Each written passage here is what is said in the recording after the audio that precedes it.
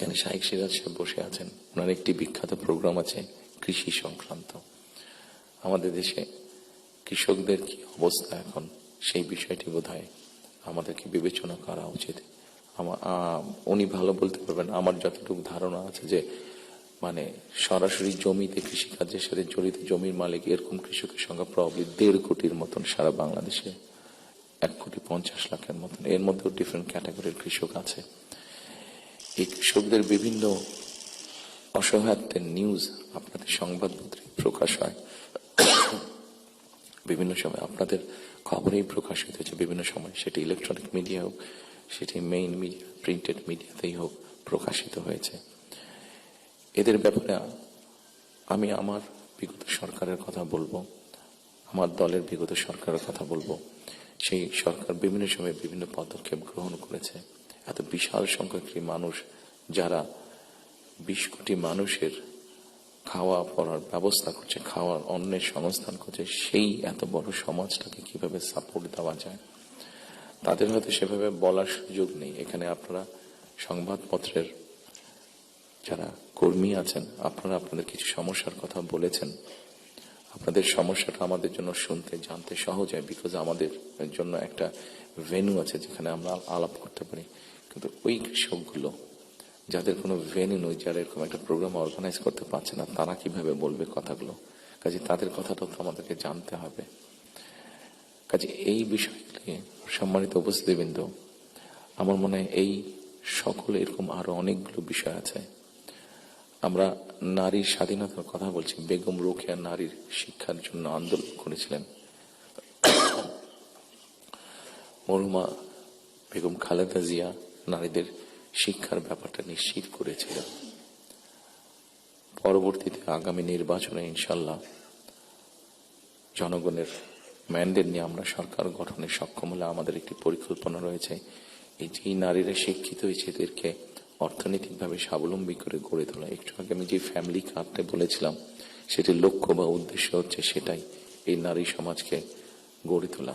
আমাদের হিসাব মতে বাংলাদেশে 4 কোটি ফ্যামিলি আছে। আমরা যদি পরিবার হিসাবে ভাগ করি, এবারে যে একটি পরিবারে 5 জন করে সদস্য ধরা হয়েছে। আমরা এই ফ্যামিলি কার্ডটি আপনাদের সামনে একটু তুলে ধরতে চাইছি, আমাদের পরিকল্পনাগুলো। কারণ এখানে একজন সাংবাদিক উল্লেখ করেছেন যে 25 তারিখে যখন আমি এসেছি, আমি একটি কথা বলেছিলাম মার্টিন লুথার কিং এর মতন, আই হ্যাভ এ ড্রিম, যেমন বলেছিল 62 বছর আগে মার্টিন লুথার কিং। আমি বলেছিলাম আই হ্যাভ এ প্ল্যান। সেই প্ল্যানের মধ্যে একটি অংশ হচ্ছে বাংলাদেশের যে হাফ পপুলেশন নারী, তাদেরকে ঘিরে, এবং সেটি হচ্ছে ফ্যামিলি কার্ড। ফ্যামিলি কার্ডের মাধ্যমে ইটস নট যে একটা ফ্যামিলি কার্ড যে নারী পাবে সেটি সে সারা জীবন পাবে। একজন গৃহিণী বা একজন হাউস ওয়াইফ যে পাবেন কার্ডটা সারা জীবনের জন্য না, আমরা 5 থেকে 7 বছর দেবো। এই 5 থেকে 7 বছর তাকে আমরা একটা সাপোর্ট দেওয়ার চেষ্টা করবো। সেটা টাকার হিসাবে হতে পারে অথবা এসেনশিয়াল ফুড আইটেমের হিসাবে হতে পারে। কারণ আমরা দেখেছি যে একজন নারী বা একজন স্ত্রীকে বা একজন গৃহিণীকে যদি একটি সাপোর্ট দেওয়া হয়, সেটি সে তার ফ্যামিলির জন্য সঠিকভাবে খরচ করে দেন একজন পুরুষ। এবং আমরা রিসার্চ দেখেছি যে যদি 5 থেকে 7 বছর দেওয়া যায়, তাহলে সে যেই অর্থটা তার হাতে জমা হয়, সে মূলত 3টি কাজে খরচ করে। প্রথমত তার ফ্যামিলির স্বাস্থ্যের পেছনে, দ্বিতীয়ত তার ফ্যামিলির ছেলে মেয়েদের শিক্ষার পিছনে, তৃতীয়ত সে যে অর্থটা জমা করতে পারে সেটি সে ছোট ছোট ভাবে ইনভেস্ট করে। খুব স্বাভাবিকভাবে এইভাবে যখন সে ইনভেস্ট করা ধরবে, স্বাভাবিকভাবে তার গ্রামের লোকাল ইকোনমিটা স্ট্রেংথেন হবে, তার উপজেলার ইকোনমিটা স্ট্রেংথেন হবে, তার জেলার ইকোনমিটা স্ট্রেংথেন হবে, তার পরিবারটা শিক্ষিত এবং তার পরিবারটা যদি হেলদি হয়, এইভাবে পুরো গ্রামটা হবে, এভাবে পুরো উপজেলাটা হবে, এইভাবে পুরো জেলাটা, বিভাগ, একসময় গিয়ে দেশটা হবে। 4 কোটি ফ্যামিলির মধ্যে আপনারা বলতে পারেন একবারে কি দেওয়া সম্ভব কিনা? না, 4 কোটি ফ্যামিলির মধ্যে একবারে দেওয়া সম্ভব না। গ্র্যাজুয়ালি আমরা যাব। যারা প্রান্তিক, যারা যাদের যাদের নিডফুল আন্ডার প্রিভিলেজ, তাদেরকে দিয়ে আমরা শুরু করব। এই কার্ডটি আমরা, আপনারা জিজ্ঞেস করতে পারেন হয়তো কার্ডটি কাদেরকে দেবেন। আমরা কার্ডটি জেনারেল রেখেছি, ইউনিভার্সাল রেখেছি। কারণ আমরা অতীতে দেখি যে বিভিন্ন সময় বিভিন্ন সোশ্যাল সেফটি নেটওয়ার্কের আওতায় যাদেরকে নিয়ে আসা হয়, বিভিন্ন ক্যাটাগরি করা হয় এবং সেখানে কারাপশন দেখা দেয়। সেই জন্য আমরা এটি জেনারেল রেখেছি। এটি একজন গ্রামের কৃষকের স্ত্রী যেমন পাবে, ইমাম সাহেবের স্ত্রী যেমন পাবে, প্রাইমারি স্কুলের শিক্ষকের স্ত্রী যেমন পাবেন, ঠিক একইভাবে ডিসি সাহেবের স্ত্রীও পাবেন, এসপি সাহেবের স্ত্রীও পাবেন। তবে আমরা দৃঢ়ভাবে বিশ্বাস করি ডিসি সাহেবের স্ত্রী বা এসপি সাহেবের স্ত্রী নিশ্চয়ই ওনারা নেবেন না, কারণ ওনাদের ওটি প্রয়োজন হবে না। করাপশনটাকে যাতে মানে একটা স্প্রেড না করে, করাপশনটা যাতে স্বাভাবিক একটা পর্যায়ে থেকে কিছু তো অ্যানোমালিজ হতে পারে, সেটি আমরা গ্র্যাজুয়ালি ঠিক করব। ঠিক এভাবে কৃষকদেরকে হেল্প করার জন্য আমরা কৃষি কার্ড করেছি।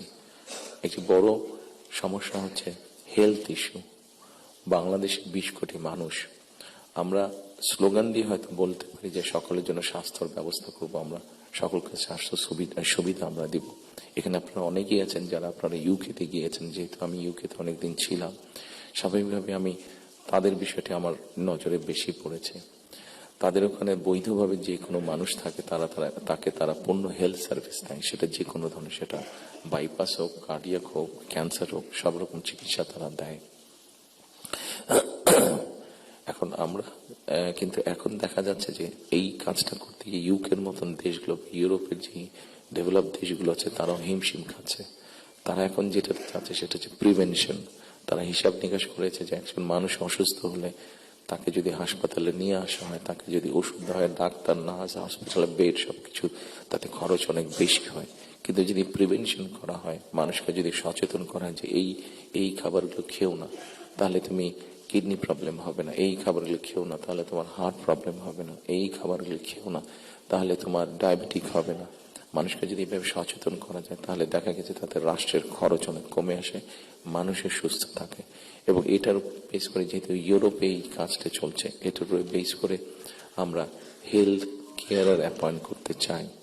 এবং এই হেলথ কেয়ারের অ্যাপয়েন্টের আরেকটি মূল লক্ষ্য উদ্দেশ্য হচ্ছে এরা যেরকম বেসিক ট্রেনিং পাওয়ার পরে গিয়ে মানুষকে সচেতন করবে, অ্যাট দ্য সেম টাইম সম্মানিত উপস্থিতিবৃন্দ, আরেকটি বিষয় বোধহয় আমাদের নজরে খুব আনা প্রয়োজন।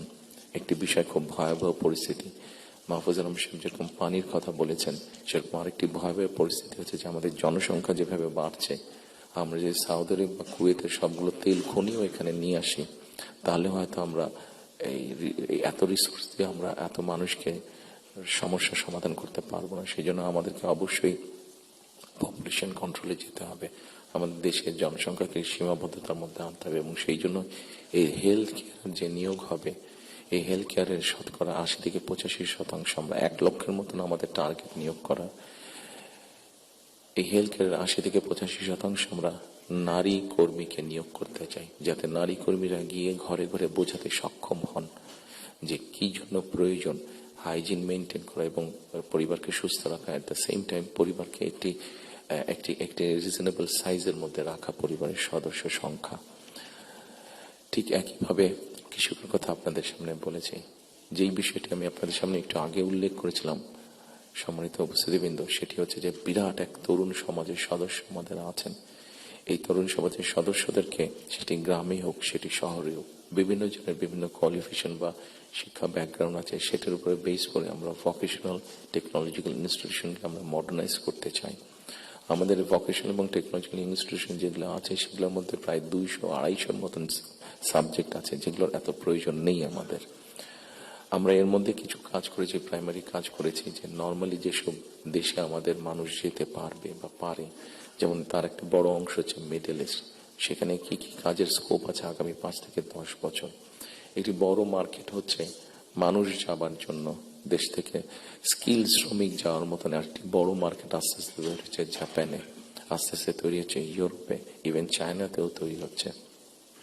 আমরা মোটামুটি ভাবে একটি অ্যানালাইসিস করে দেখি যে কি কি ধরনের মানুষ এখানে যেতে পারে, সেটার উপরে বেস করে আমরা আমাদের ভোকেশনাল ইনস্টিটিউটগুলোকে আমরা সেইভাবে মডার্নাইজ করতে চাইছি। আপনারা নিশ্চয়ই খেয়াল করেছেন, যেহেতু আপনারা সংবাদ কর্মী, আপনারা নিশ্চয়ই খেয়াল করেছেন, গত কয়েকদিনে আমার সাথে বেশ কিছু বিদেশি ডিপ্লোমেট দেখা করেছেন। ওনাদের মধ্যে যে সকল দেশগুলো এই ভোকেশনাল এবং টেকনিক্যাল ইনস্টিটিউশনে ওনারা অনেক ডেভেলপ, তাদেরকে আমরা বলেছি যে আপনাদেরকে এই সাহায্যগুলো সহযোগিতা করতে হবে। ওনারা খুশি মনে আমাদেরকে বলেছেন যে ওনারা এই ব্যাপারে সহযোগিতা করবেন। আমরা যদি আমাদের ছেলেদেরকে, এই মুহূর্তে 8 থেকে 10 লক্ষ মানুষ প্রতি বছর বিদেশে যাচ্ছে, তার মধ্যে প্রায় 6.5-7 লক্ষ মানুষ মধ্যপ্রাচ্যে যাচ্ছে। কিন্তু আপনারা যদি খেয়াল করে দেখেন যে তারা যে যাচ্ছেন মধ্যপ্রাচ্যে, তারা কিন্তু আনস্কিল্ড হিসেবে যাচ্ছেন। তাদেরকে যদি আমরা কিছুটা ভাষা শিখিয়ে দিতে পারি এবং সেখানে যেই কাজগুলোতে তারা যাচ্ছেন সেগুলোর ব্যাপারে মিনিমাম ট্রেনিং দিয়ে দিতে পারি, তাহলে কিন্তু গিয়ে তারা ওখানে বেটার করতে সক্ষম হবেন। ঠিক এইভাবে যদি আমরা রিসার্চ করে যদি মার্কেটগুলোকে বের করতে পারি, তাহলে দেশের বাইরে আমরা বহু সংখ্যক অ্যাকাউন্ট যে 8 থেকে 10 লাখ অ্যাবাউট 1 মিলিয়ন মানুষ বিদেশে যাচ্ছে, এটাকে খুব সহজে 2 থেকে 3 বছরের মধ্যে পসিবলি 1.5 to 2 মিলিয়ন করা যাবে। 15 থেকে 20 লক্ষ মানুষ করা যাবে। এবং 15 থেকে 20 লক্ষ মানুষ শুধু যাচ্ছেন না, তাদেরকে যদি ট্রেনিং এবং ল্যাঙ্গুয়েজ দিয়ে আমরা পাঠাতে পারি, তাহলে ভ্যালু অ্যাড হবে। এখন যদি কেউ $100 আর্ন করে মাসে, ইজিলি সেটা $300 নিয়ে আসতে পারবো। তাহলে বৈদেশিক মুদ্রার একটা বিশাল অংশ আমরা আনতে পারবো, যেটা দিয়ে আমরা কাজ করতে পারবো। আপনারা যেরকম বিভিন্ন বিষয়ে উল্লেখ করেছেন, বিভিন্ন দাবি দেওয়ার, সেই জিনিসগুলো আমরা পূরণ করতে পারবো। আমরা একটি জিনিস বিবেচনা করছি এই মুহূর্তে। এখন যদি আমরা দেখি আমাদের বৈদেশিক মুদ্রা উপার্জনের রাস্তা মূলত দুটি, একটি হচ্ছে গার্মেন্টস এবং একটি হচ্ছে আমাদের রিমিটেন্স, যেটা প্রবাসীরা পাঠিয়ে থাকেন কষ্ট করে। এইটির সংখ্যাকে আমরা বাড়াতে চাচ্ছি। আমরা একটি চিন্তা ভাবনা করেছি, এর মধ্যে নিজেদের মধ্যে আমরা আলাপ করেছি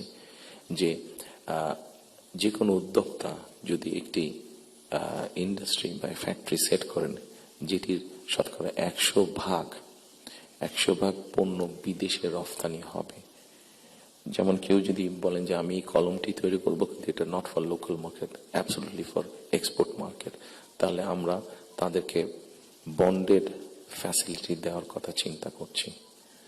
আমরা যদি বন্ডেড ফ্যাসিলিটিটা তাদেরকে দিতে পারি, আমাদের হিসাব বলে, আমাদের রিসার্চ বলে, তাতে এক্সপোর্টের সংখ্যা যেরকম বৃদ্ধি পাবে, তাতে উদ্যোক্তারাও খুশি হবে। এবং উদ্যোক্তারা যখন এখানে কোনো মিল কারখানা তৈরি করবেন, সেক্ষেত্রে আমরা আমাদের বহু বেকারের কর্মসংস্থান তৈরি করতে পারবো। কাজে সম্মানিত উপস্থিতির মধ্যে আমি যদি এইভাবে আপনাদের সাথে আলোচনা করি, অনেক সময় লাগবে, সময় কম, আপনার প্রত্যেকে ব্যস্ত মানুষ, প্রত্যেকে আপনাদের সময়ের মূল্য আছে। আমি আমার কিছু চিন্তা ভাবনাগুলো আপনাদের সামনে শেয়ার করলাম। আপনাদের এখানে কয়েকটি কথা খুব সম্ভবত উঠে এসেছে, যতটুকু আমার মনে পড়ছে। এখানে নয়া দিগন্ত সম্পাদক সাহেব একটু আগে বলেছেন যে আমার প্ল্যানটা পরিষ্কার না। আমার মনে হয় পরিষ্কার না হলেও কিছুটা হয়তো আমি পরিষ্কার করতে সক্ষম হয়েছি।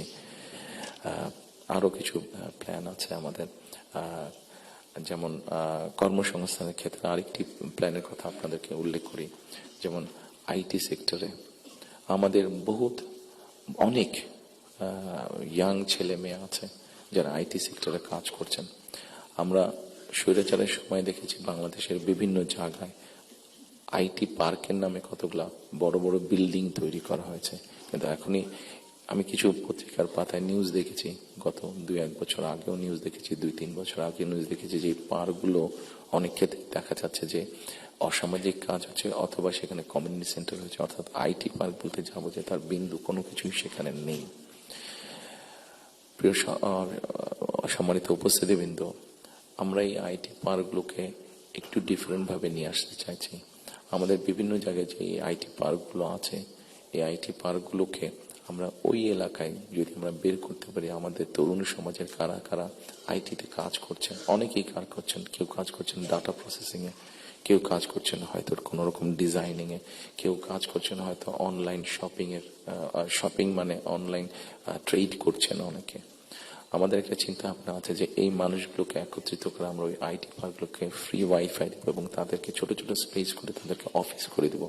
এখন হয়তো তারা হলে যারা থাকছেন, যদি স্টুডেন্ট হয়ে থাকেন হলে বিছানার উপরে কাজ করছে, তাহলে মেসে থাকলে মেসের ওই ছোট্ট কোনায় কাজ করছে, অথবা বাসায় থাকলে হয়তো বিছানার উপরে বসে কাজ করছে, অথবা ছোট্ট একটা টেবিল চেয়ার নিয়ে কাজ করছে। কিন্তু আমরা যদি তাদেরকে একটা স্পেস করে দিতে পারি, তাহলে কিন্তু তারা তাদের বিজনেসটা অনেক ফ্লরিশ করতে পারবে।